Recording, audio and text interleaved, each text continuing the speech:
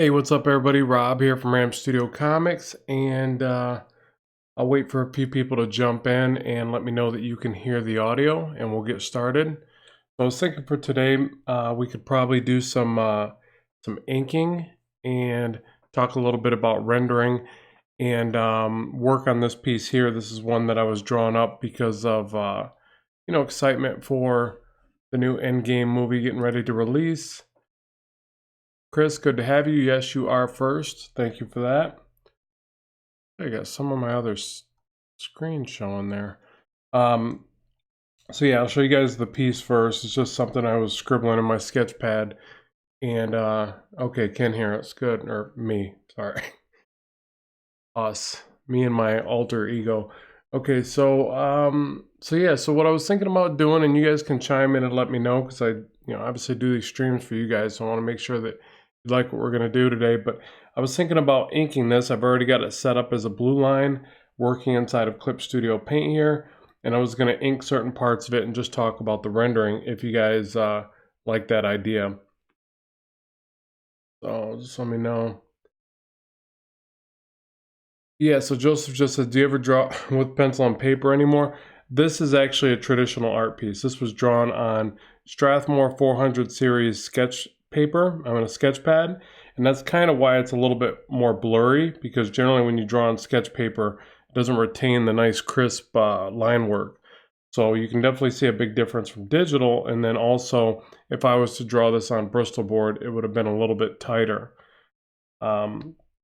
So this was just kind of a what if thing. What if Hulk ends up getting the gauntlet, which I think would, probably make a lot of sense in the storyline so far for me. But I know everybody's got a different idea what's going to happen in that movie. But yeah, this was just a piece for that.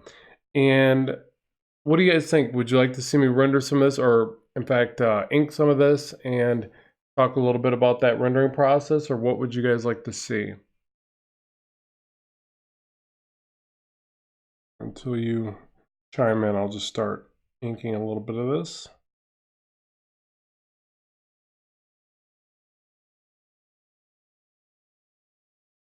Kirby Crackle, yep. Gotta love some Kirby Crackle.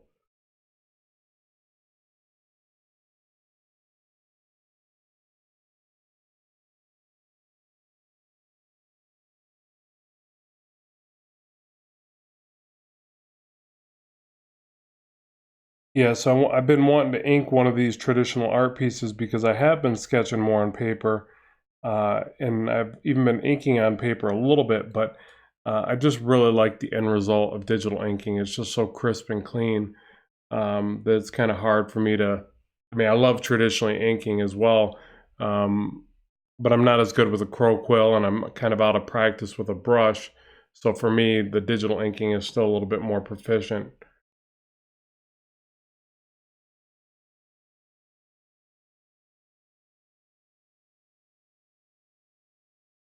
Do you draw without line work? I see a lot of people value draw without line work. Um, no, good question, Alan. I don't really do that myself. I mean, I do practice going straight to ink every now and then. I'll just start with this G pen, or even just inking on paper, and I will practice just drawing right with ink. So, and generally, I tend to um, create more shadows than lines when I do that technique, but I really can't do it that proficiently. It's just kind of a fun exercise for me to see where I'm at skill-wise, or I would say for me, it kind of strengthens my imagination to do that. Another thing that I've been doing lately is doing my thumbnails with ink pens, and I think that's important because if you sketch every bit of your thumbnails, you kind of keep erasing and redrawing. But if you just go with ink, you get a more immediate decision in your creative process, and I actually really like that feeling. So I know it's a little bit different than what you asked, but it just kind of made me think of that some of the best ways to get really inventive ideas is to go with immediate line making, and that's like an ink pen on paper, or ink on digital, but don't allow yourself to erase, basically.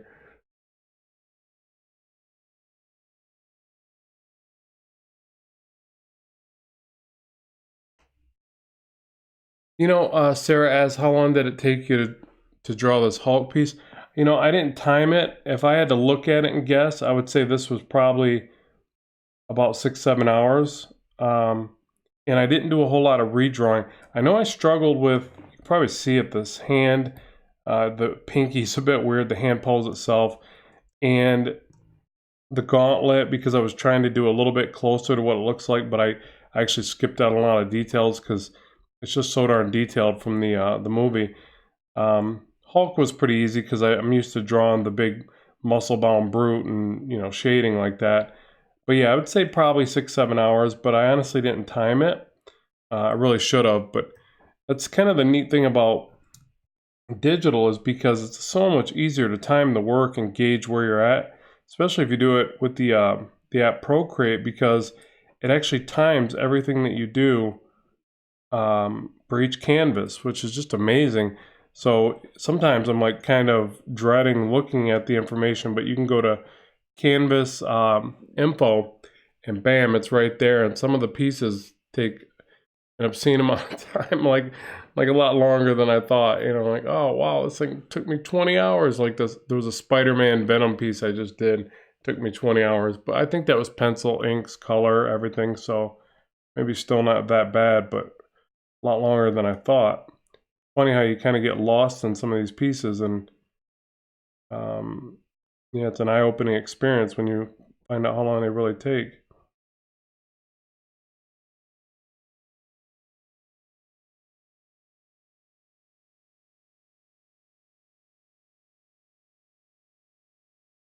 All right, so I'm just trying to get a feeling going for the line work that I want to generate here.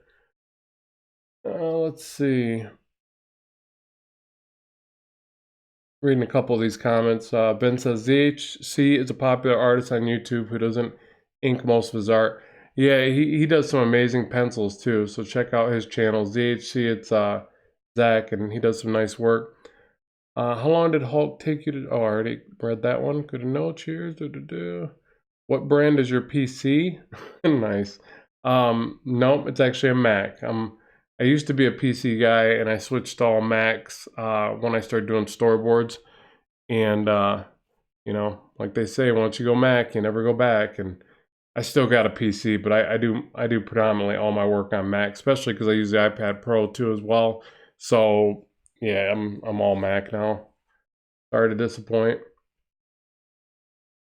How do you know when to do the lines for shading? Well, I mean, essentially what you're doing is you're just rounding out the forms. So you start with your shadow. So I'll do like the bulk of the bicep here. Or sorry, deltoid, shoulder, whatever, bicep. Anyways, you'll figure out your shape of shadow.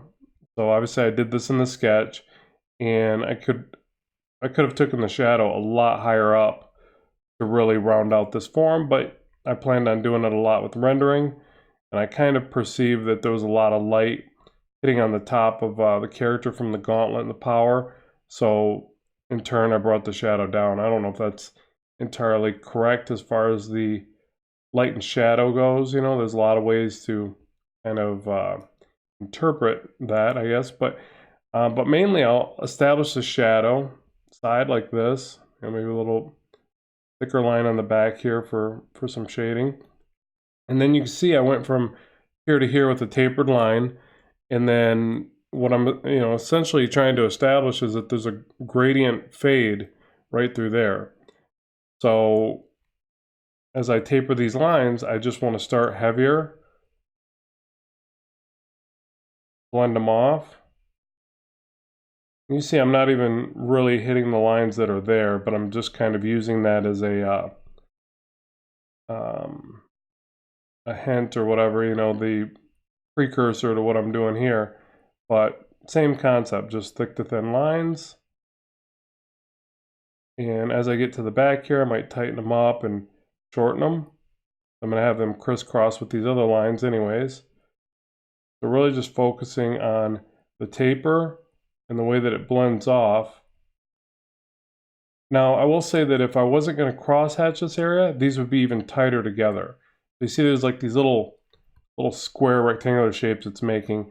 You want to avoid that if you're not going to crosshatch it. But since I am going to crosshatch it, I can kind of get away with that because now I could take these lines and I can create this diamond pattern and I can tighten up on this rendering basically.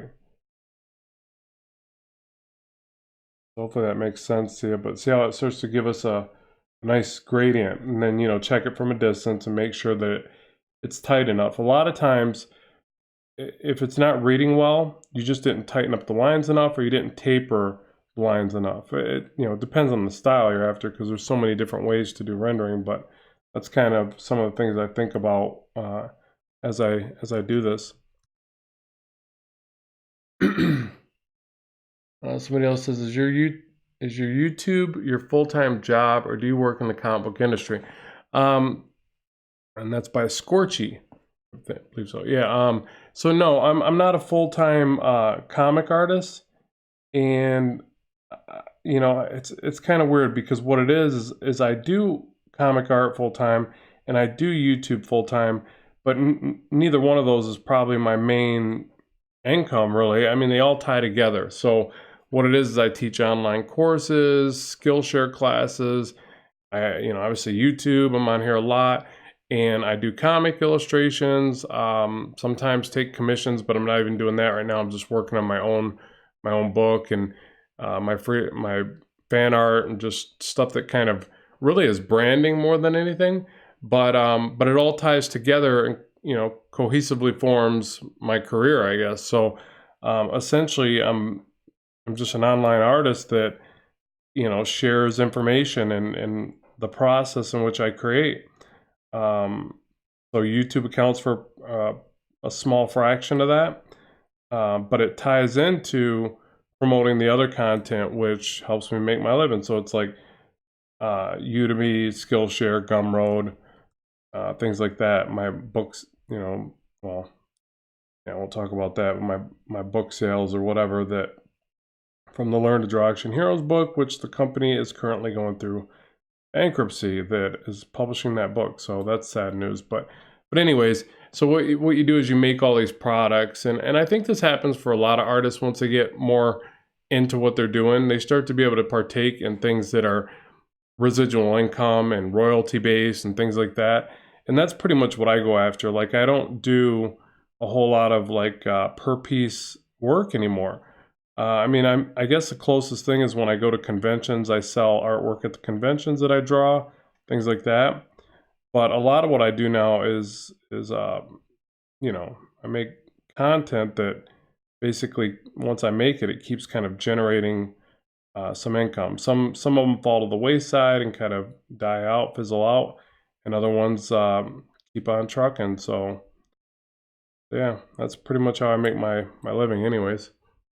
But you know, YouTube is a big factor in that. YouTube led to all the other stuff. So I have to really give credit to YouTube, and you know, building an audience and sharing with you guys has been fantastic because it led to all these other opportunities. So yeah, I really don't discount YouTube. Like, even when I look at what it brings in income wise, it's not really so much that, it's the idea that it led to a book deal, it led to course creation, it's led to countless offers for book jobs and, you know, like illustrating for people. And yeah, it's YouTube's pretty darn amazing when you think about, you know, the potential of what it can do for your career. All right, any of these other I like how you do veins on the back of the hands. Not many comic artists will do that. Yeah, you know, I think some of them do it a lot better. Like, I think I picked it up from looking at people like David Finch, who does like amazing anatomy and veins and shading. I can't do it anywhere near to the level he does, but I think that's one of the artists that I really started to see it more, because I didn't used to do it. I used to always just draw muscles and no hint of veins or anything like that. But then I started studying Finch more, and I was like, wow, the way he does it just with shadows, you know, it's so cool to me.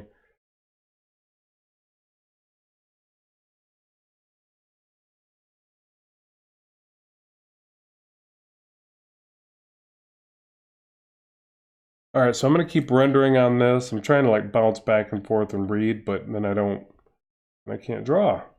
Can't draw and read at the same time. Thought I was a little more talented than that, but apparently not.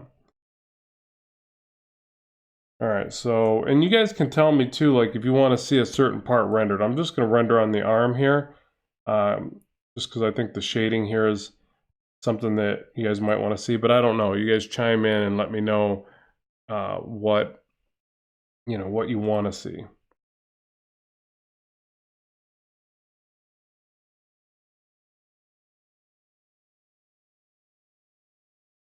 I think it's also important when doing anatomy like this is to try to round these render lines out.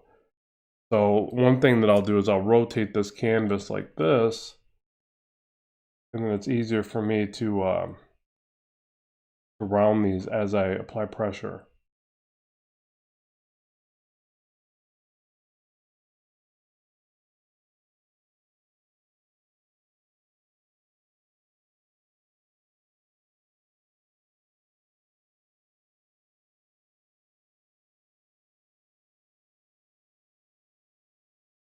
Like that. I think this shadow could be a little bigger back here.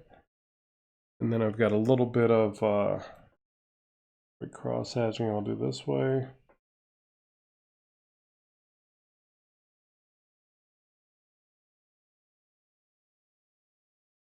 I think I need it on the back of the tricep a little more.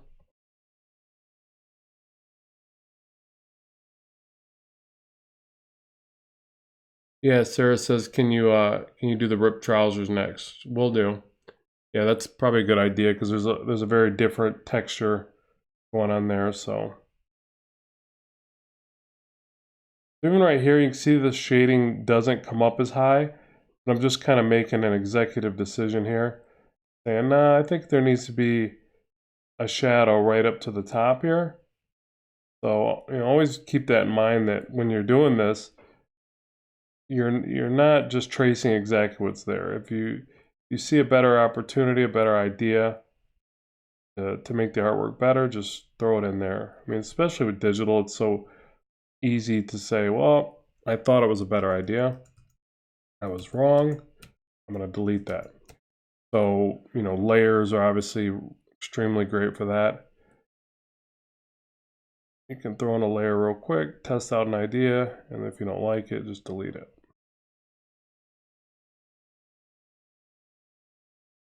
So you see that rendering is actually a little bit different than what I had there already. So you can be pretty inventive as you go with this stuff.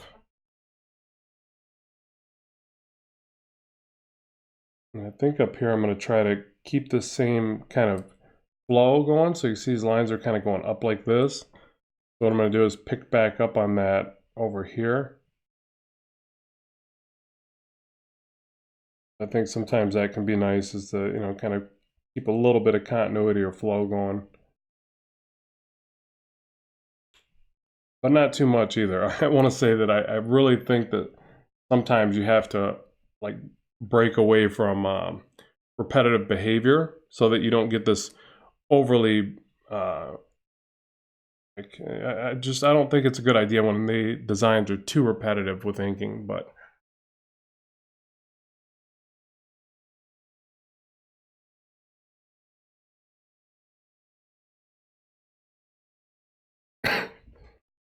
just reading these comments. What tool do you use for inking in Clip Studio? I'm just using the G Pen. Oh, somewhere around here. Where is it? Yeah, the G Pen. I mean, I've got all these custom brushes. I even got some for Kirby Crackle, which I'll probably use for right there just to, save time. Save from, getting carpal tunnel when I could just blob that in. So I have a few custom brushes, but for the most part, I ink a lot with the G Pen. Highly effective, and yeah, I think it works pretty great. But like I said, I do have some custom brushes. So now with this, the trouser parts, what I would do here is a lot of like dabbing pressure in and out. I think this kind of helps add to that effect that it's kind of ripped and randomized a bit. So some areas are going to just be like a drop shadow. These other areas I would kind of fade in and out with the line. And then back here, this would all be kind of a silhouette. So I'd fill this all in right here. And then just show like these little, you know, frayed edges or whatever. Actually too much. I'll just go back to where it was like that. So again, kind of a dancing line in and out. You know, you can kind of flip these over on themselves. So like with any cloth material, I'm always thinking like ribbons and material turning over and around upon itself. If not, it always looks flat. Like it's really easy to just do these as flat shapes and then it doesn't look, I don't know, it doesn't look ripped up or like cloth, you know? So like cloth, you're always gonna have like this, you know, overlap like this. And it's kind of a ripped material like that. A little bit of drop shadow. Put a shadow inside here, like it's casting a shadow on the leg.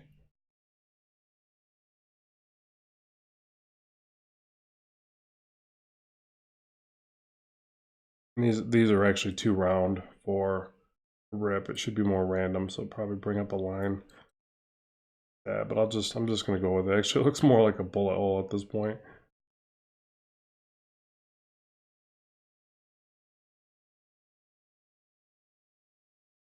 Again, a little bit of a drop shadow. You know what you could do too is probably show you right here. This part you could probably bring the shadow a little bit further down like this.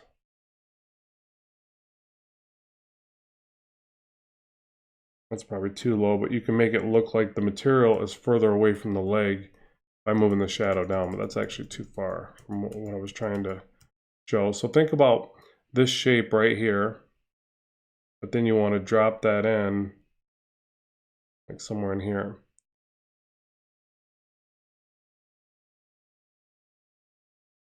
Hopefully that reads like that, but what I'm trying to say is that you can make the different materials look further away or closer to the leg based upon the orientation of the shadow. You want to play around with that concept as you do it.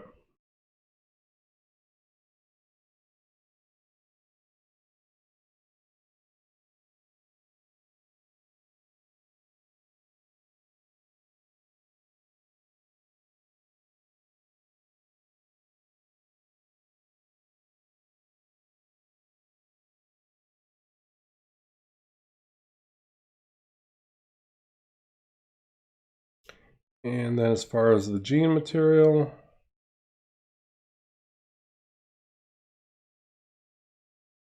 I get these like little rolls of material or folds. And you can shade to either side. I tend to do both. So like some of them you'll see I'll put the shadow here. And then I'll add these like little rendering lines going up.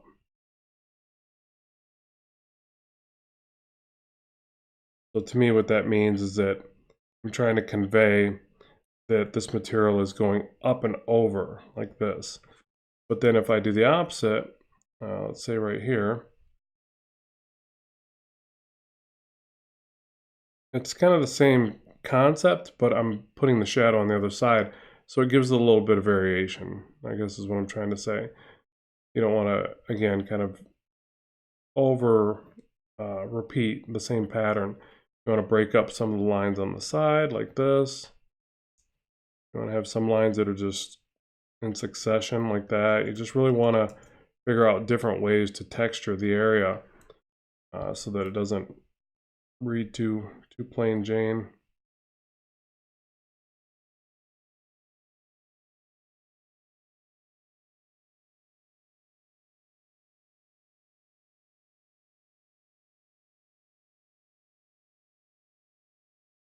Okay. All right, let's read some of these comments real quick. Just curious, do you play video games? Nice. Yeah, I play video games every now and then. I don't get to play them as much as I'd like to, but I do because I play them because I feel like they just spark my creativity. So I'm currently playing Spider-Man on the PS4, which I should have beat a long time ago. Love that game. I should be playing it a lot more.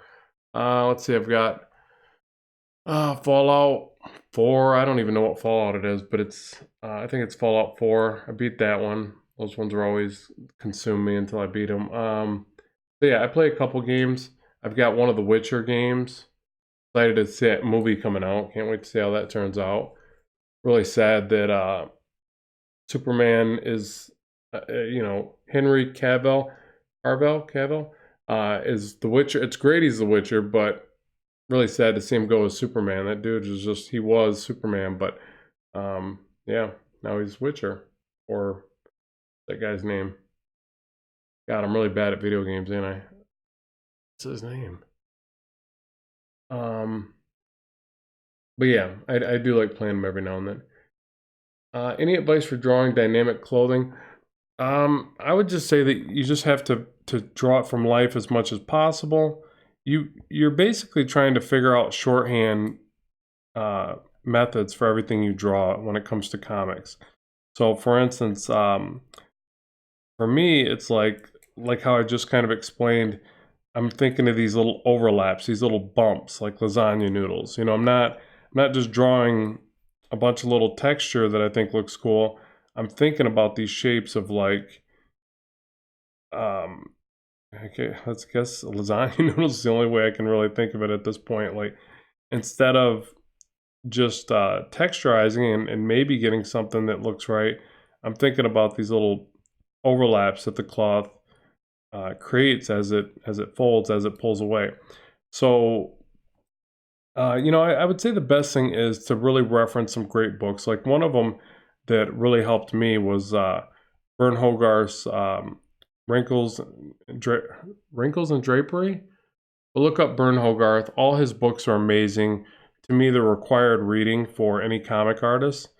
And yeah, he explains it in a much better way than I can try to explain it to you right now. But it's really paying attention to all these things. And another thing to think about is one that I do, and a practice activity that I do, and I should probably do it more, is taking like different shirts and materials and throwing them on the floor or over a chair, and then drawing them in a comic style. Not necessarily trying to draw them exactly the way they look, but again, the shorthand kind of interpretation in a comic style. The reason being, I think that if you draw it the way it looks all the time, you'll spend way too much time doing it, and you want to like convert these things through your own filter, your own mind's eye of how you feel like you could render them, how you could make them look. So there's times you do draw things the way that they actually look for studies, and there's other times you stylize them as you redraw them. And I think that's really important for comics, so that you ultimately you're beefing up your visual library, but you're stylizing it, you're doing it quickly. Because if not, it's kind of hard to use for comics if you don't transition it relatively fast. So that means skipping spots. Like, that's why you see all these line breaks. I think if I wanted it to be more realistic, there'd be a lot more connection points. But you want to skip lines and create line breaks and texture and style, so that you can even move faster when you do it.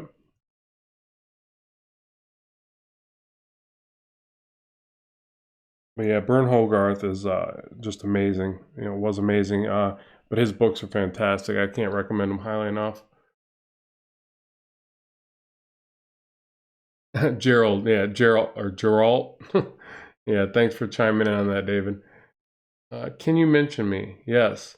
So everybody, just so you know, we have Isaac Jensen in the house. Can we please get a round of applause? That's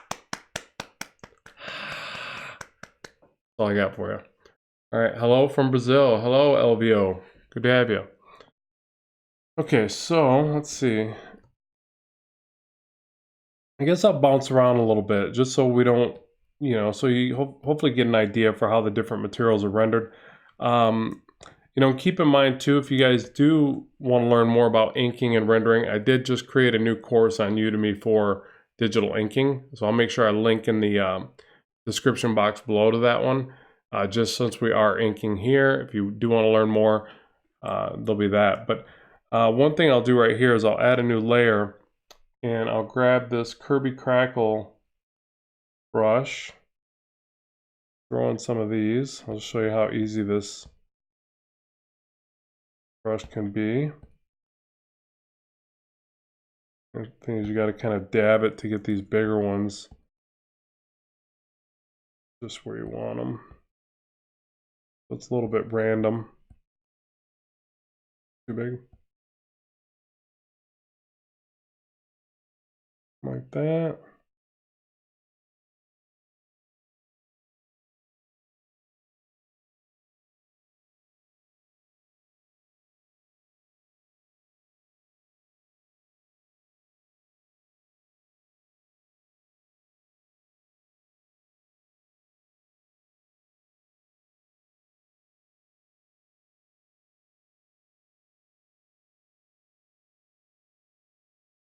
Okay. And then I might come back with the G pen. I don't think one of my custom line brushes will work as well, but let me try it first. Because that is one of the really neat things about using this software is you can create some pretty cool brushes for repetitive behaviors like this. Got that. Where is it? Spike brush. Line spike. Where is it? Spike. No.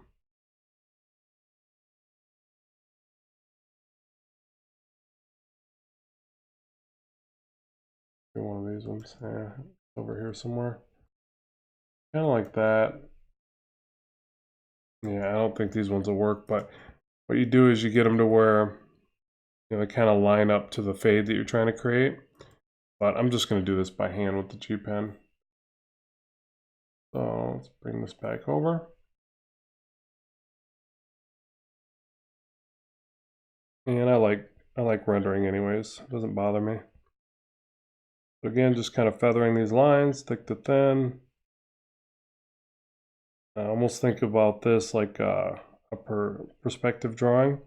I'm kind of aiming towards the middle of the illustration as I do this, and I'll just kind of go around the entire thing.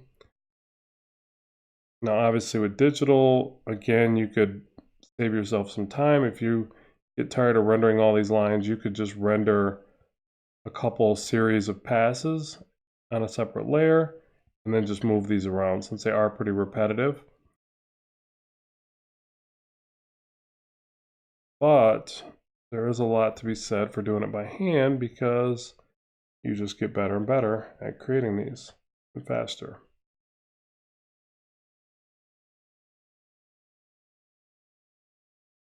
Like that.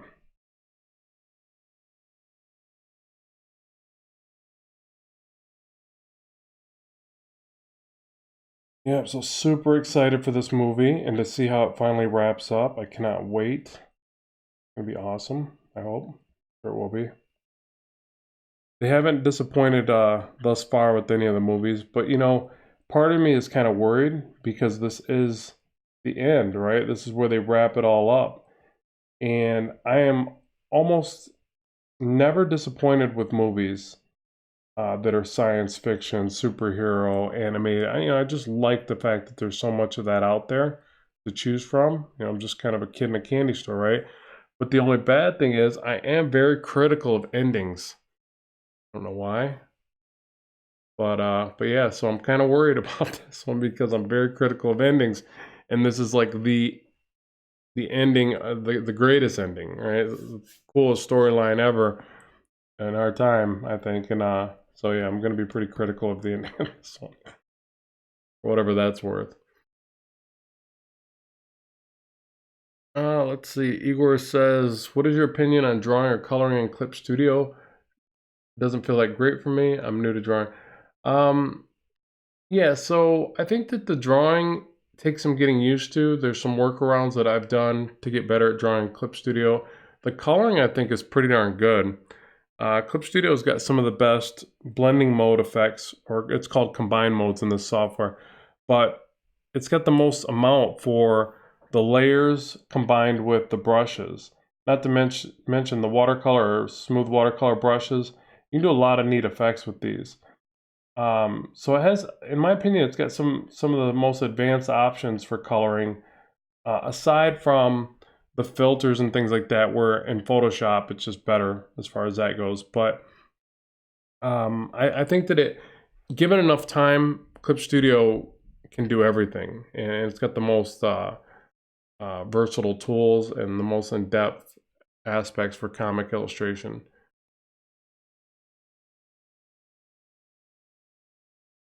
What is a pass? I hear. All right, so Otherworldly says I hear that a lot when people ink. What is a pass? Um, yeah, did I even say a pass?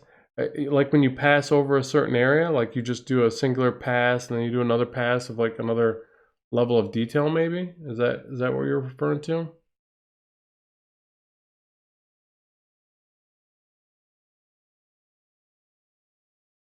And then I can't tell what Stefan Legent, Steplegent. Hello, Rob. Shall you live a record of the stream on your channel? This will be on my channel after the fact, if that's what you're asking. It takes a little while to render, and then it'll be on there.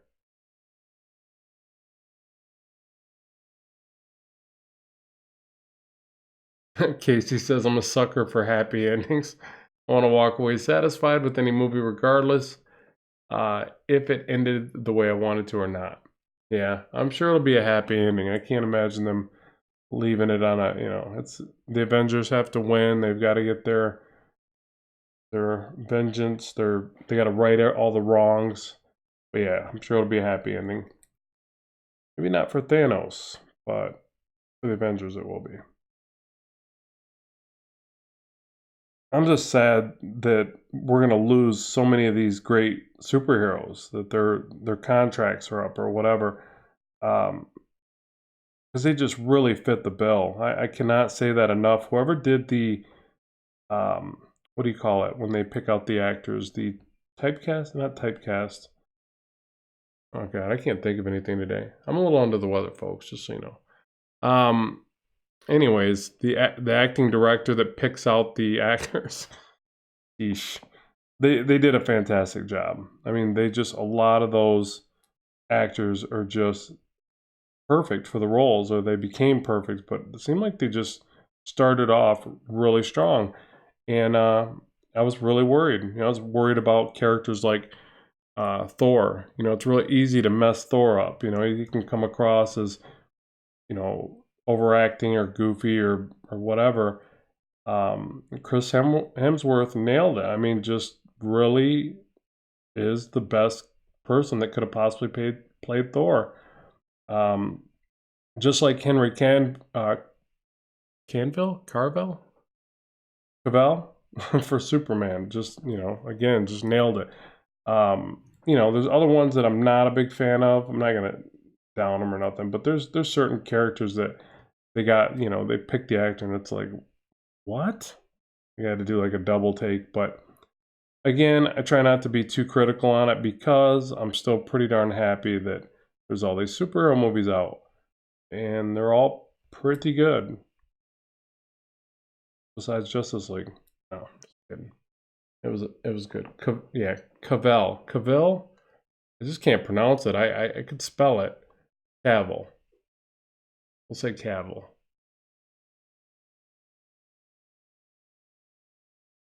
Okay, yeah, passes when I was talking about rendering the Kirby Crackle. Yeah, so just passes and overlaps of the effect. I say passes when I'm talking about cross hatching. Like if I get in here and I start going across this area the other way, that's kind of another pass. I feel like when you're inking and rendering, uh, it's almost never something, at least with the way that I do it, it's never something I can do in a singular pass. I have to go over it a couple times to kind of enrich the detail and get it to the level that I like. Especially if it's something like gritty, like Venom, drawing Venom's face. I do all the little details and stuff like that. There's going to be a lot of cross hatching, a lot of little stippling and blob marks, just different passes of texture and detail.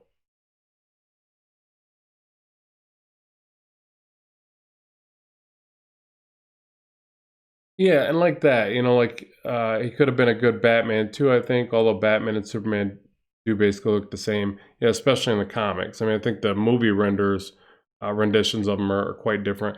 But the thing is, like Ben Affleck, it's like, a lot of people hated on him for his role in Batman. Now, it's hard for me because I don't particularly think that he was that great as at Batman.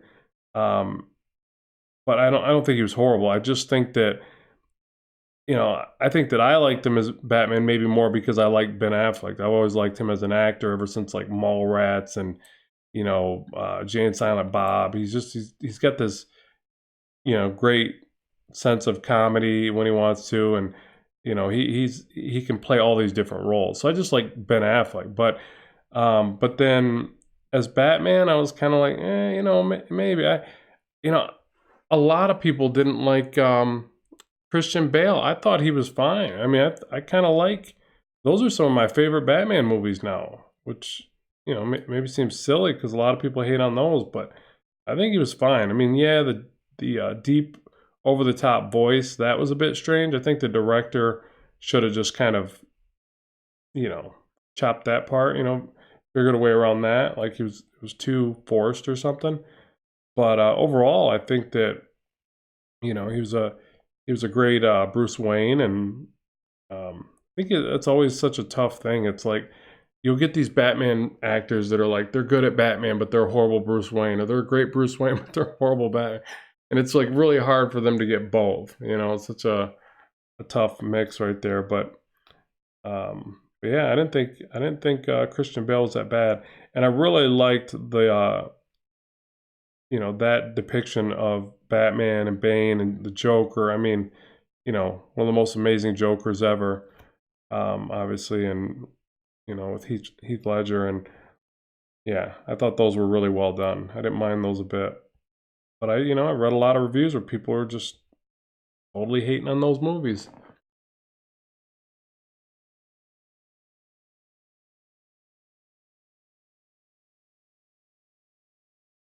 Do you know how to study foreshortening?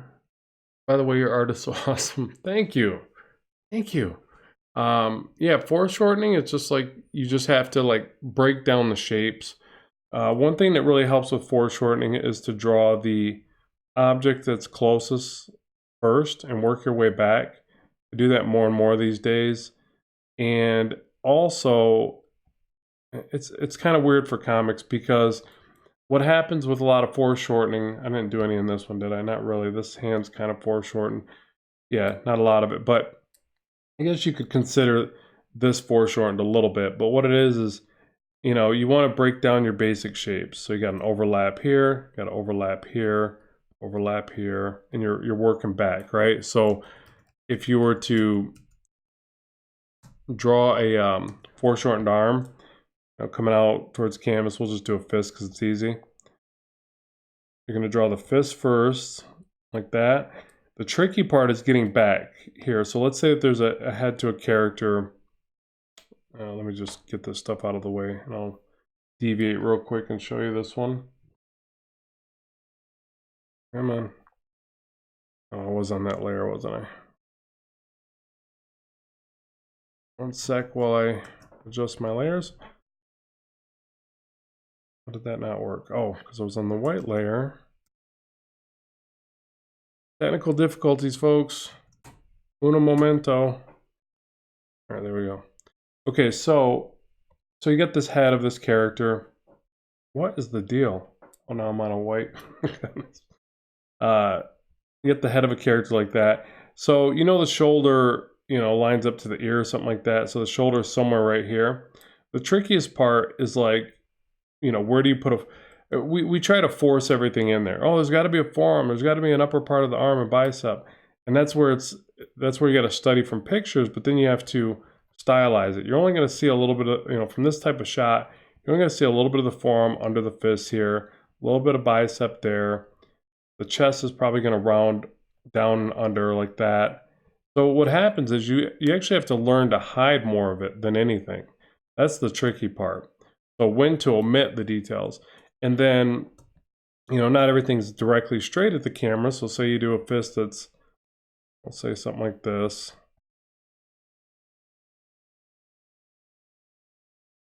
Shorthand version. Okay, and then, you know, you got it coming away from the camera. So the shoulder's back here, and the head's back here, something like this. So then you're going to see more of it. But, you know, I think the big part there is the overlaps, the way that you create these overlaps, because a lot of times when people go to do arms, they mess up by going like this. Everything is like straight and aligned, and that's not really how it is. The shoulder encapsulates the upper part of the arm, so that gets pushed back, and the forearm is like, you know, shaped unevenly. It's got a higher point here, lower part here. So what happens is you have to think about that in your foreshortening. So the shoulder encapsulates the upper part of the arm. So this overlap looks more like this. You know, you get some tricep down here, whatever. And then the forearm is different. So you don't want to draw this big circle right there, which you can kind of get away with that. But if you want it to look a little bit more natural, you're going to have a more abrupt shape up top and a longer curve at the bottom. So just remember that almost everything in the body has a difference of a longer curve, shorter curve. So this is actually an upper part of an arm, a bicep, a tricep. Well, when the arm is stretched out. And then the back of the arm versus the inside of the arm, there's an elongated curve and a shorter, more abrupt kind of curve, something like that. So there's this like, I don't know, what's it called? Interior, anterior, or medial, distal, I don't remember, but it's, yeah, there's an inside, outside to a lot of this stuff. So does that help with foreshortening anyways? I mean, there's obviously a lot more that goes into it. And I really recommend like taking pictures of yourself, set up a camera and a tripod, no duck faces when you're doing your selfies, just, you know, take pictures of yourself doing these poses and then draw through them and really, you learn so much because what happens is you have to practice drawing your style through that pose and then exaggerating it, caricaturizing it basically. And I don't know, it's tough to do, but it ends up making you a lot better artist, and then you end up with a lot more reference. And you learn a lot about the way the body works. I mean, like I drew this one from just imagination, but it's got some real problems. You know, his hand's way too big, but you know, usually when I draw just from imagination, it's going to be more skewed, you know. Um, but if I draw from some reference but then stylize it, you know, not adhere to the reference too tightly, it's generally going to be a better piece. It's going to have more correctness to the pose anyways. Let's see, just reading through some of these real quick.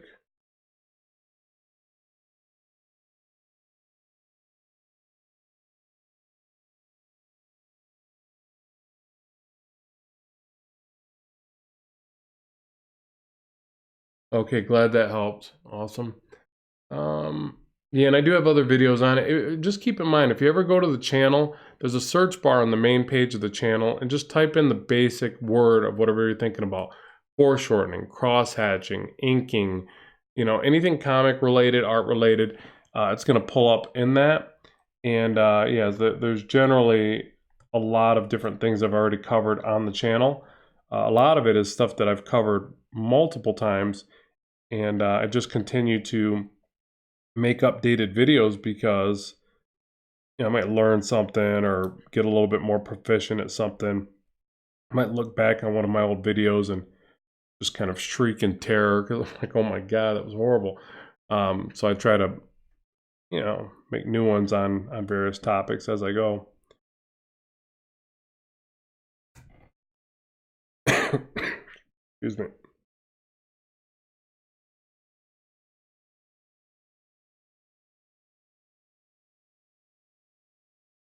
All right, R for rotate, so you know how I'm rotating the canvas there.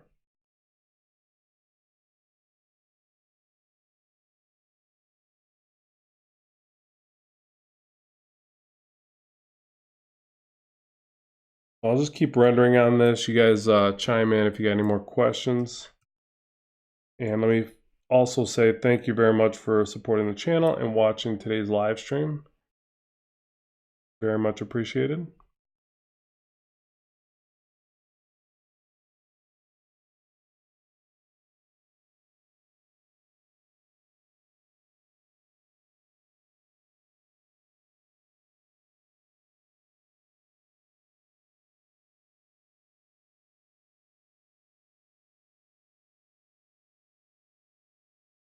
Oh, another person from Brazil. Hi, Mario. Good to have you.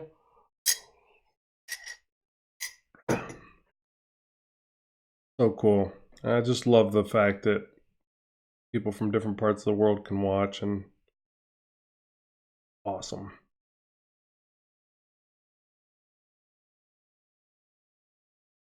Power of YouTube, right?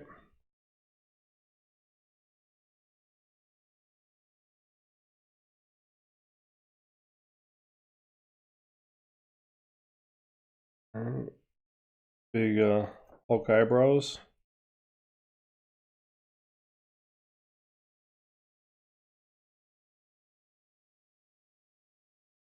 Yeah, I don't know what Hulk would do if he got the gauntlet. Like, would it be smart enough to make the right decision? We just randomly think Hulk smash and then the gauntlet just reacts. Smashes everybody. I don't know. I'm thinking like this is my what I think is going to happen. I know hardly anybody probably cares, but I'm going to say it anyway. Since you're here and you're listening, I'm going to tell you. I think the Hulk's going to get the Infinity Gauntlet, but he's going to be the smart version of Hulk. And I think he's going to be the only one that can hold on to it long enough because he'll get angrier and angrier and it will sustain him from dying. But I don't know. Or Ed could be right. Hulk would eat it. Ed's probably right. Eats it and it just destroys all the bad it did. Everybody's back to normal. Yeah, it's going to be interesting. It's messed up too. I hate to sit there and try to come up with what ifs as far as the story goes, but my mind just won't allow otherwise. Like I'm just sitting there thinking about all these possibilities. And then, I read the Infinity Gauntlet comic years ago. So that's what's so neat about this. Like that was one of my favorite um, book series ever, growing up. And so then to see that they were actually, you know, um, creating all these in a movie format was just like, whoa, how cool is that? This again, kid in a candy store. I was like so excited to see that kind of happen and come about. But again, I'll probably be ultra critical of the very ending because of that, because I have this. I think that's why most comic fans are so critical of the movies, anyways, because they're going off the comics. I think that the people that go in and watch the movies that never read the comics, they're probably a lot more likely to not be so critical and not be so demanding of the concepts, because they don't have anything to compare it to. They're just basically going in with a fresh set of eyes. Going, wow, that was cool. Never knew this Hulk guy got stronger as he got more angry. They don't know all the details of it, like the new viewers and things like that. But people that have like seen all these different depictions of the characters for years and years, they're like so critical, and they all have this different idea of which one they want to see portrayed in the movie. Yeah, Sarah says, I reckon Captain America gets it. It does make sense. I think that's what happened in the comics, right? Or like he's the most noble, but then it comes back to that idea of what they showed with Quill from Guardians of the Galaxy, him only being able to hold on to it because he was half, something else. But like the basic idea that no human could hold on to it, it would just rip them apart. So it's going to be hard how they, manage to make it all fit together. lots of pieces to the puzzle, so we'll see. Should be fun though.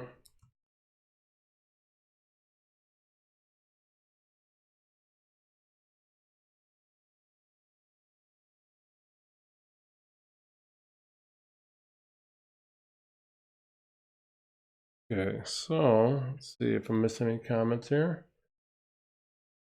How did you come up with Blackstone? Was he a recent creation, or did you have him in your head years ago and brought him to life later? Yeah, so, excuse me. Blackstone, I think I created him in like 99, 98. It's funny too, because look, I was actually working on that before I started this. Here's the book, and here's one of the panels. It's funny you mention that, but this is a panel that I was working on before I decided to start the live stream. But yeah, so Blackstone's something I thought of years ago. Me and a buddy, and just just really scribbling on the back of notebook paper in a sense. And later, when I started to get comics put out there and published or whatever, I put them as a short story in the back of a book called Arrow and Assault. So he's already been published, and then obviously I published my own book a few years ago, book 1, and I'm working on book 2 now, but which is just horrible. It should have already been done. But yeah, I made him years ago, and the idea has like changed a lot over the years. Or I shouldn't say that. It hasn't changed a lot, but I have made changes. And I think that happens naturally because you start to develop the idea, you create more pages, different ideas start to flourish. But yeah, it's something that, God, I mean, what is it? If I made them in '99, you're talking 20 years ago, which is just crazy. So yeah, I'm trying to really dedicate to the book. I'm feeling like I should be able to do it now, but it's hard because of the way that I create content and do what I do. I'm afraid to stop like making content and just jump on the book and go for it. But I really feel like it's time. But then I'm also scared of that idea that I put them out there and the book doesn't succeed and I have to make another character. It's kind of like my main character, my main idea that I like the most out of the other characters I've developed. But there is that likelihood that, I put them out there and nobody likes them. Just doesn't make it. There's so many great characters out there, and it takes a lot, I think, to make somebody as iconic as Spider-Man, or even to go a lot newer, somebody like Spawn, or any of these characters that ultimately become successful. Teenage Mutant Ninja Turtles, for Pete's sakes. Like to make something that just hits the nail on the head and becomes that next cool thing, and people adopt it and support it. And I worry that maybe, I don't know if the character has all those right components. I mean, I hope it does. We'll see. But yeah, it's really tough. Like, I always compare a lot of superheroes to like Spider-Man. Spider-Man is like the greatest for a reason. Uh, the storyline of Spider-Man, it hits on our we resonate with it so well on so many different levels. There's just a lot of reasons why that character works. And he's got the secret identity, trying to protect people. He's got the sense of nobility from losing somebody close, and I mean, everybody knows Spider-Man, the storyline. It works because there's so much greatness and real life. You can identify, and you can have feelings for the character, and it's tough to do, I think. I mean, I see a lot of superhero ideas now that they're like, it's cool, but will it last? Will it be the next Batman, Spider-Man, whatever? And so that's one of the things I worry about with my character. But I gotta quit worrying and just go for it, and hopefully it works. And if it doesn't, I'll learn something through that process, and won't give up, because I don't ever give up. So I'll just make another character. But I'm hoping enough people identify with the character and the concept, and I can, start a book series and keep it going. So that's really what a lot of this has been for, is to kind of put something like that out there. But it's not easy, folks. Not easy. I mean, shoot, just getting the books out, but being able to stop what you're doing just to draw. A big problem with what I do too is I pencil it, ink it, story, everything. So I really have to just like stop and do all that. And that's tricky because you got to make a living. You got to keep, got a family, so you got to keep providing and doing all that.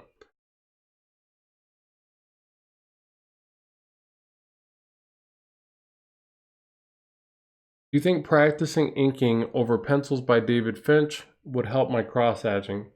Definitely. Definitely. I mean, for one, his cross hatching is really well done. His shadows. If you want to learn to get better at shading and cross hatching, David Finch is definitely somebody that you should ink over. Now, you also shouldn't just ink over just his work.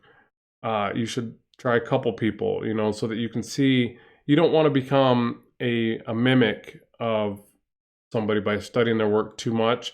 So you want to learn certain pieces from the puzzle and move on to something else. I see a lot of people out there that have that problem where you can look at their work and go, "Wow, he definitely likes David Finch." Or, we all do that a little bit. Don't get me wrong. Like I know you'll probably look at my work and see different artists that I like. I mean, it's just part of it. But safeguard yourself a little bit by trying different artists, like ink over Finch's work and then ink over Jim Lee. Very different styles, both fantastic in execution, both very technical. I'd say Jim Lee's probably more technical and kind of precise and things like that, where Finch has a little bit more of a forgivingness to his style. McFarlane, he's got a very forgivingness way about his style and a very texturized and just free-flowing kind of vibe to his work. So I'd say ink over him. Marc Silvestri, great for cross-hatching. And what I like about Silvestri is he's got this really neat kind of messiness to his cross-hatching. There's like a lot of busy, thinner lines, but it's amazing in the way that he implements and they all work together. So yeah, I think you learn something from all these guys. I think that it's very important to ink and even if you don't plan on being an inker, I think it's great to ink just to study for like you're saying, for your drawing, for your cross hatching or whatever it is you're trying to improve upon.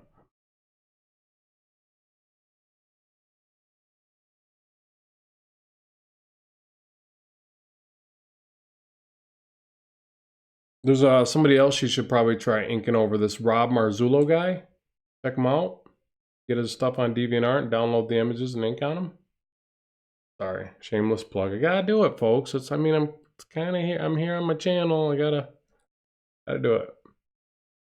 Yeah, Chris just had a good one. Ed Benez, but what I'm talking about. Fantastic artist. In fact, that's somebody that I really admired a few years ago. I mean, I still do, but I studied him a lot a few years ago. Really helped me with the feeling of anatomy and stuff. Like his style, um, just great stuff. So that's another person that's really good to ink over.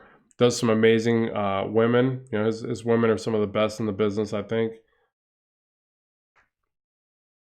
Oh, thanks, Sarah. I love inking your stuff. I really appreciate that. I was just kind of playing around, but yeah, it's cool because I've been putting out more pencils like that on my Deviant and saying, like literally writing in the thing, like, hey, if you want, download this and ink it, just because it's really interesting to see when somebody else does ink your work and like this, the unique spin that they put on it. Um, and it's probably the greatest compliment, really. When somebody does work on a piece of yours, it's pretty neat. So yeah, you guys are always welcome to do that. I'm never gonna complain about that one. Not like any artist ever would.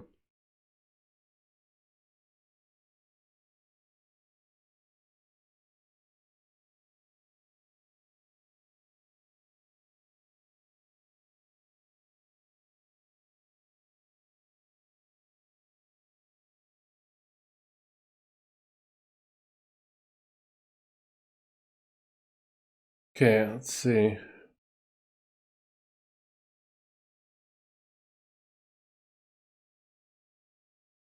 Yeah, Life and Decibel naming some pretty much like the same go-to guys that I like to, except I wouldn't name myself. That would be really egotistical. But I do like how you put Todd McFarlane. You misspelled his name. No big deal.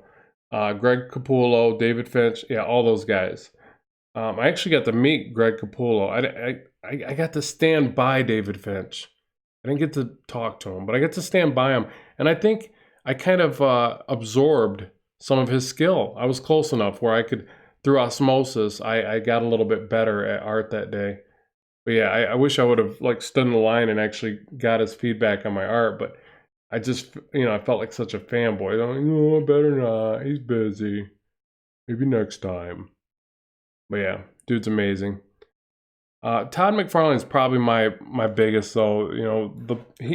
Reason being is I picked up Spider-Man, the revamp or what do you call it, when he redid Spider-Man #1. This was back in probably the 90s. And so not when he was doing Amazing Spider-Man, but when they rebooted Spider-Man, and he did that series before he took off and did Image Comics and all that. And that was the first comic I picked up that made me want to draw comics. I had already looked at comics and already drawn from comics and things like that. But when I picked that book up, I was like, wow. I was enamored with how well comics could really be drawn, yeah, I can't even talk. How dynamic. Excuse me. And that's when I pretty much decided. I was like 15 years excuse me. Got a cold, people. I was 15 years old and I was like, I'm going to be a comic artist. That was like, I remember literally thinking that when I was holding that book. Like, I was so impressed by how well he did it. Which is weird because you think it would be like, you'd see how amazing the art is and go, wow, I could never do this. I'm never going to be able to be a comic artist.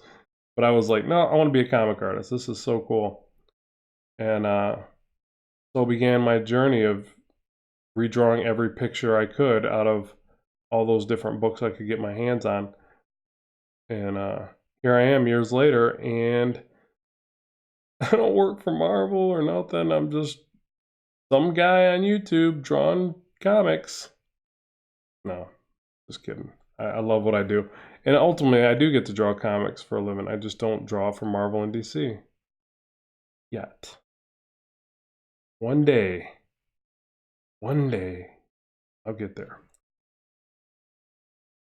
I always, whenever I get a little bit upset about it, I just think of that ravioli commercial or Chef Boyardee or whatever.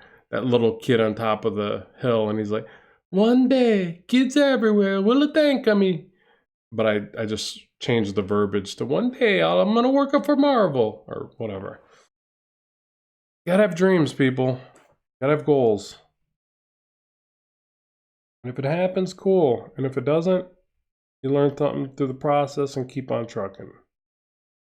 So that's what I think.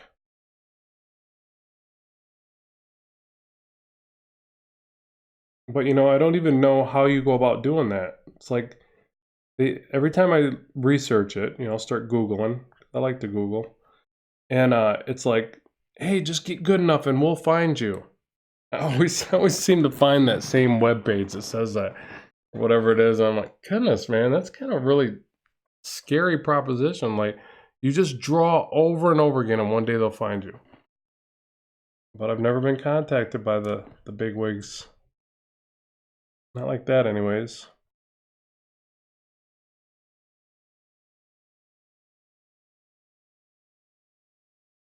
All right, so let's see if I've got any more questions on here I should be answering instead of just rambling. Goodness. We need some cough medicine. James O'Barr, the creator of The Crow. Oh, yeah. Yeah, The Crow is amazing. One of my favorite movies. Just trying to flip through a couple of these comments, you guys. Yeah, so life and decibel. I mean, you make a good point. If you want to work for the big two, you need to submit sequential work to the editors over and over again until they say yes. So, the thing is though, it's like, where do you submit? You can't, they don't take submissions through the mail anymore. So you mean like going to comic conventions, right? Going to the bigger shows and submitting your standing online and submitting your work that way, right? 'Cause that's really the only thing left because they quit taking submissions through the mail. And I don't know, it seems kind of strange that they would do it that way because it's like, I mean, those some of those shows where they're at are so far and apart, it's like, and there's great artists everywhere. You think they would make it a little bit easier for them to submit work, but I guess they get bombarded with so many submissions, they had to quit doing that. But yeah, that probably is the best alternative is partake in the comic conventions as much as possible. Show your work around. Don't be afraid to get some eyes on it, get some essential feedback. And yeah, life and decibel saying and have your own table. Yeah, and I do that. I mean, like right now I've got Motor City coming up next month, later this month, end of this month on the 27th. I'm not looking at my calendar. I'll be at the Flint Comic Con. That's a one-day show at the farmers market. And then if you're familiar with the Flint area, and then next month doing the Motor City Comic Con in Novi. I'll be at the Columbus show again. And I'm trying to get into, I think there's two in Toronto, trying to get into one of those. Really miss doing the Toronto show. I just love Toronto, like one of my favorite cities to visit. So I'm going to do that one again, hopefully. But, the bad thing is I've never been to the big ones like New York and, San Diego. And, that's where everybody goes, the big wigs and all that. But, yeah, I need to partake in those events.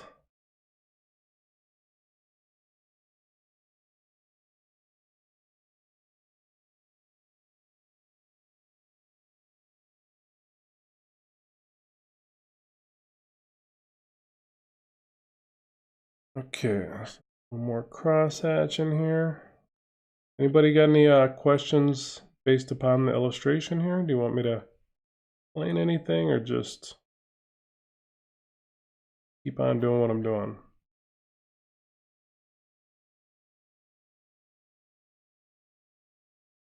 No Dallas convention? No, I wish. I will eventually. I'm trying to like branch out, do a few more of these and broaden my horizons, so to speak, Um, gotten so complacent with sitting at home and creating stuff and sharing it online that I haven't been in shows for years. So I'm starting to do more of them, but I need to push out.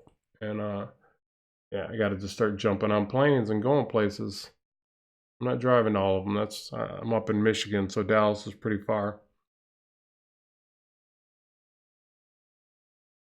Make friends with artists that work for the big two, and then have them put a word to help you get a contract. Yeah, I just don't know any though. Do you know any? You introduce me. Just kidding. Yeah, I know, and that's usually how you get in. Like that's how I got into storyboards. I had two buddies that were storyboard artists, and they got me in. It's like it's all about who you know. So I imagine comics is no different. Oh no, I didn't notice you sent one to my email. I'll check that when I get off the live stream here.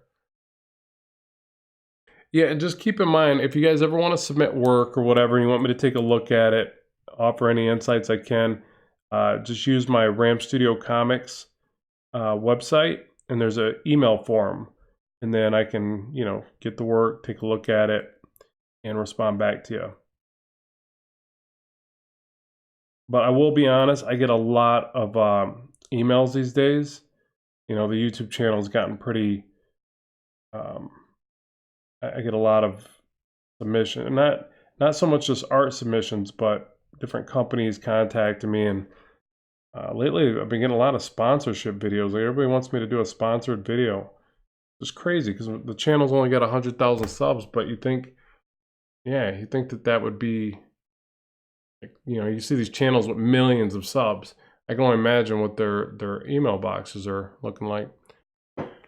Okay, and we've got a warning on the stream's bit rate, lower than the recommended bit rate. So we're probably going to experience some problems here.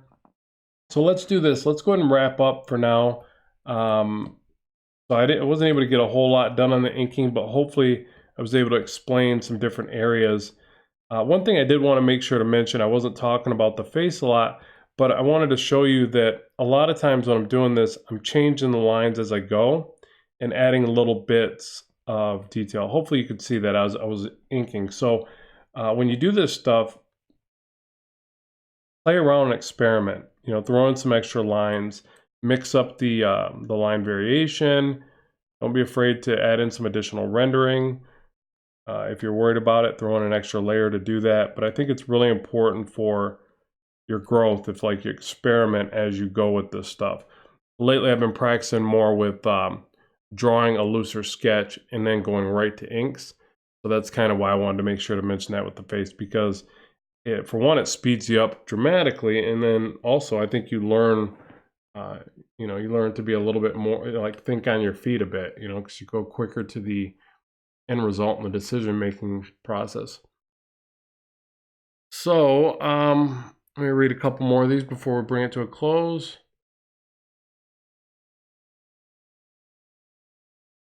So Hassan says, I want to start practicing the human body. Should I divide the body into parts so that I practice the arm first, or should I practice the whole body at once? I'm big into doing parts of the whole because the body is very complex. So if you're constantly like trying to draw full bodies, it just seems like a very slow growing process at times.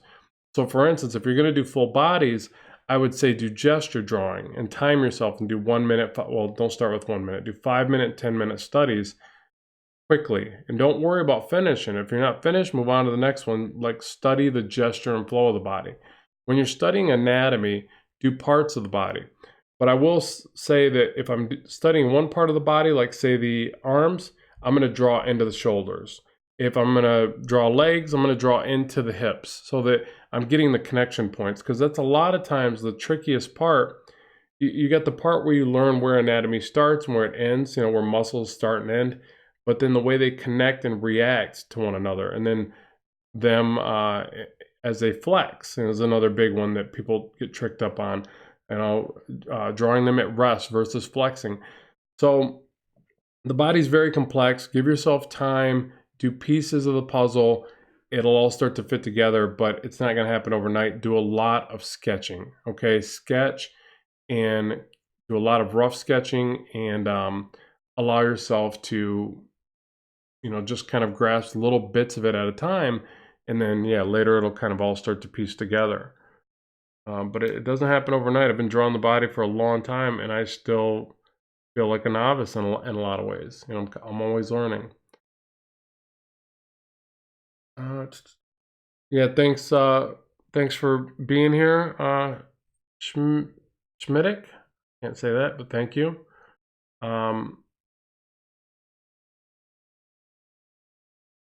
Yeah, so let me know if there's certain things that you want to see covered in upcoming streams. Maybe we can do the next stream where we do some figure drawing. One of the things that's really great to do is put quickposes.com. There's a couple of them. Just type in figure drawing websites, and they'll give you timed poses, and you can look at those and draw onto the other screen. And like I said, do something a 5-minute, 10-minute, and don't try to learn everything about the body in that one drawing. That's where it becomes frustrating. Just allow yourself to draw through it. And if there's a certain part that appeals to you, like the way an arm's positioned or something like that, then focus on that for a minute, but keep an eye on that clock and then flow through it to the next pose. You'll be amazed. If you did 10 figure drawing poses every morning before you start drawing your other stuff, you're going to see a huge increase in your abilities. Okay, it's something I need to practice what I preach and get back on it myself, but it does do a lot for your work. You've got to make time to do those studies. So yeah, so I'm going to bring this one to a close. I really appreciate you guys tuning in and watching this live stream. Thank you so much for the support of the channel. I hope you gained something from this. Again, make sure to comment. Let me know what you'd like to see in the future so I've got more ideas and things to work on to bring to you. And I really appreciate you watching today. Good luck with your art. I will talk to you soon, and bye for now.